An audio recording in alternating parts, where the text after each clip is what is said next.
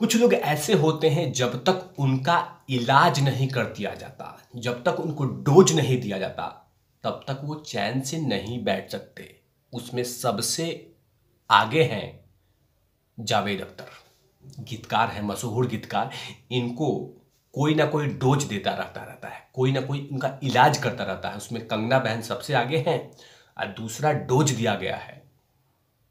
मध्य प्रदेश के गृह मंत्री नरोत्तम मिश्रा ने इनको अच्छा खासा डोज दे दिया है। अब इंतजार रहेगा कि कुछ दिन तक इनका शांत रहेंगे मामला, क्योंकि इनको डोज जरूरी था और वो भी मध्य प्रदेश के गृह मंत्री नरोत्तम मिश्रा ने जमकर और अच्छी तरह से इलाज दिया है। नमस्कार, आप देख रहे हैं तिवारी भैया, मैं हूं वेद प्रकाश।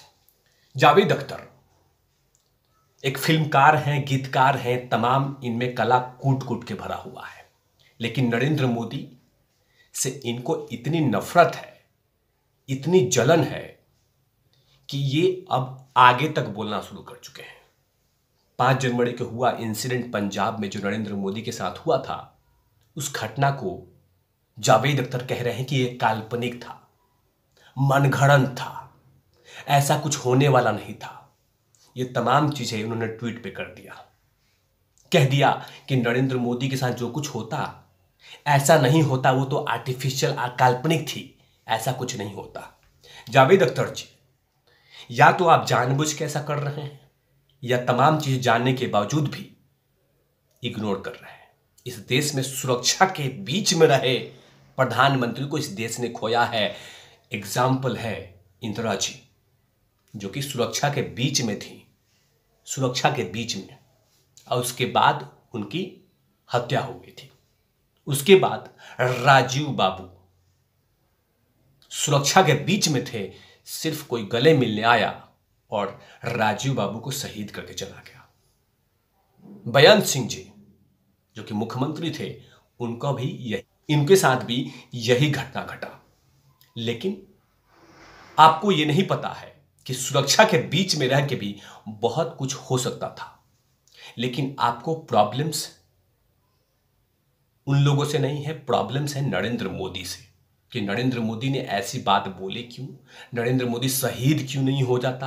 अगर नरेंद्र मोदी खत्म हो जाता तो उन तमाम लोगों को सुकून मिलता जो नरेंद्र मोदी से नफरत करते हैं, जो नरेंद्र मोदी को हरा नहीं सकते, जो नरेंद्र मोदी को झुका नहीं सकते। वो सुकून मिलते कि नरेंद्र मोदी शहीद हो गया।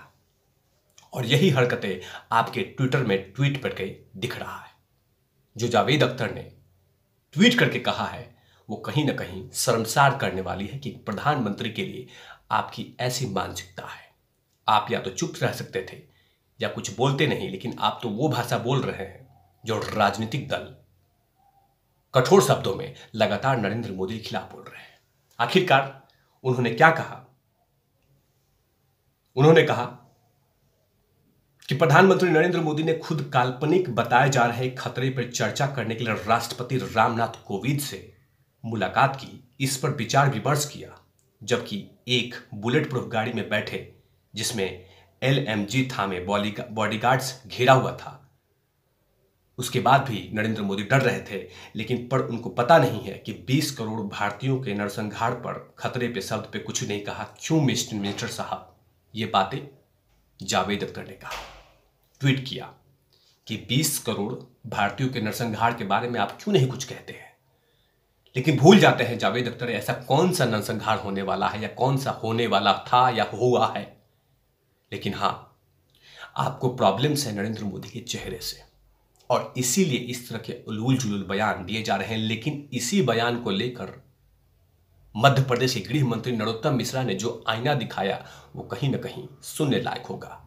जरूरत था, क्योंकि नरोत्तम मिश्रा जल्द से जवाब देने में टाइम नहीं लगाते। उन्होंने अभी रिसेंटली में एक गीतकार को और सनी लियोनी को आईना दिखा दिया था, जिसके कारण वो जल्द से जल्द माफी मांगे कि ऐसा नहीं होना चाहिए था। डर के कांपने लगे थे और माफी मांगे कि हम ऐसी बात नहीं करेंगे। नरोत्तम मिश्रा ने जावेद अख्तर को क्या कहा? नरोत्तम मिश्रा ने कहा कि जावेद अख्तर टुकड़े टुकड़े गैंग के स्लीपर सेल हैं। आपने कभी देखा है कि जावेद अख्तर कश्मीर के नरसंहार पे बोले हो, या गोधरा पे बोले हो, या मुंबई ब्लास्ट पे बोले हो? कभी नहीं बोलते, कभी कश्मीर के घटना पे नहीं बोलते जिसमें काफी सारे कश्मीर हिंदुओं को बाहर निकाल दिया गया था, उनको अपने ही घर से बाहर निकाल देने पे मजबूर कर दिया गया था, कभी उस पे जावेद अख्तर नहीं बोलते। गुजरात में साबरमती एक्सप्रेस में जो घटना घटी थी उस पर कभी कुछ नहीं बोलते, और मुंबई ब्लास्ट में भी आज तक उन्होंने नहीं कहा, ये नरोत्तम मिश्रा ने कहा। आगे में उन्होंने कहा कि जावेद अख्तर जानबूझ के ऐसे बयान देते हैं, वह कलाकार है, कलाकार की तरफ ध्यान दें, कलाकारी ना करें। जो एक कलाकारी कर रहे हैं मैं इसे गलत मानता हूं। जावेद अख्तर अगर बौद्धिक हैं तो बौद्धिकता पर सवाल उठाएं। वो प्रधानमंत्री की सुरक्षा पर सवाल उठा रहे हैं, इससे उनकी बौद्धिकता समझ में आती है कि वो क्या चाहते हैं। कहीं ना कहीं नरोत्तम मिश्रा ने आईना दिखा दिया है और कहा है कि आपकी सोच और आपकी मानसिकता दिखाई दे रही है कि जो आप नरेंद्र मोदी के बारे में सोच रहे हैं। जाहिर सी बात है, जिस तरह की भाषा जावेद अख्तर ने रखा है वो कहीं ना कहीं सवाल या निशान खड़ा करता है कि प्रधानमंत्री के लिए आपकी इस तरह की सोच कैसे हो सकती है।